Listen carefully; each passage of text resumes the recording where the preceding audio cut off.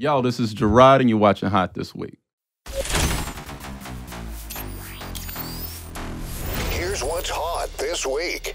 Comedian and actor JERROD Carmichael sheds light on the nuances of the Black Lives Matter episode of The Carmichael Show. Big moments in these but it was such a small, you know, coming to the realization of why I didn't want to go to the protest and like the issue, whatever emotional things I had to deal with, you know, that was blocking me wanting to go. And that was a fight, you know, even internally, you know, a lot of people on my staff kind of questioned how small the story is. It was a battle, you know, more so of how it played out than the subject matter.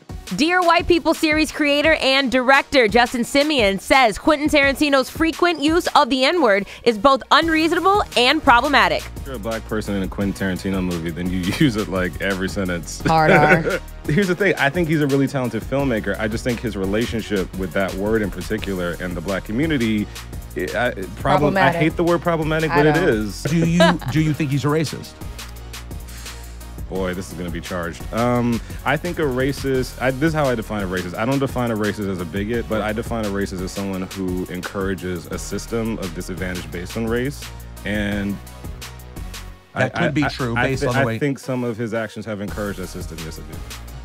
Brooklyn rapper Desiigner visits Nessa to clarify and apologize for his F New York Radio Twitter outburst. What happened with that tweet when you talked about F New York Radio? Come on, I thought we were fans. I was like, oh, I was like, me? Man, that was nah. You know W Pretty Mama. Heck yeah, man. That was just, you know, a crybaby moment I guess I had. You know what I'm saying? It was just like, it was by accident. And you feel me? I feel in myself that I didn't mean that. You feel me saying? Like, I tweeted it because I just wanted extra love from the radio. You feel me? I just felt like, you know, Timmy Turner ain't really get the play it was. And I'd be going out there in that crowd and I'd be like, yo, I showed New York love. You feel me? Yeah. So it was just that, me feeling like a little punk at the moment. And I just, you know, apologize. You feel what I'm saying? Miss USA Kara McCullough explains her controversial statements on healthcare, further clarifying her privilege versus rights argument. I can clarify as well is that, yes, I am privileged to have healthcare. I don't take any of that for granted. And essentially, I was saying that having a job and having healthcare is a privilege, and I'm thankful for those opportunities. Do I believe that people have the right to affordable healthcare? Of course I do.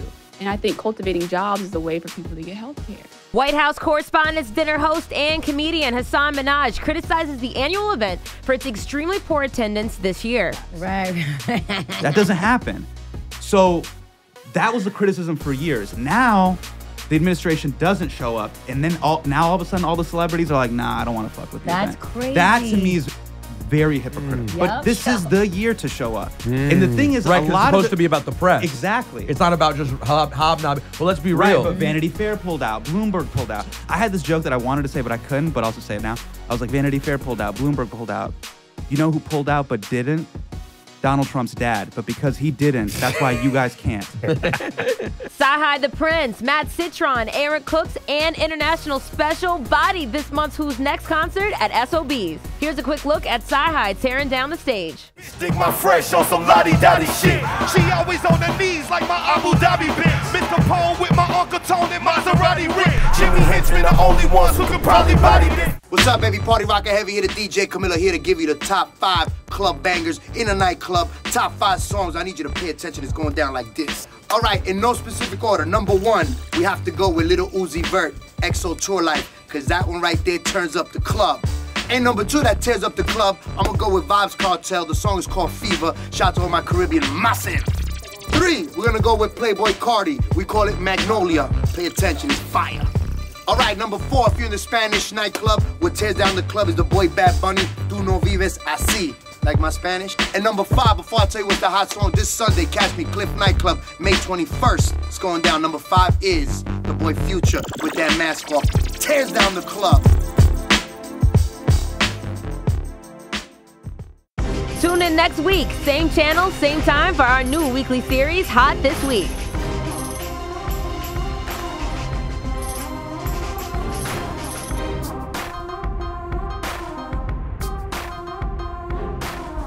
Subscribe now to Hot 97's YouTube channel or follow us at Hot 97 across all social media. Hot 97 Official on Facebook.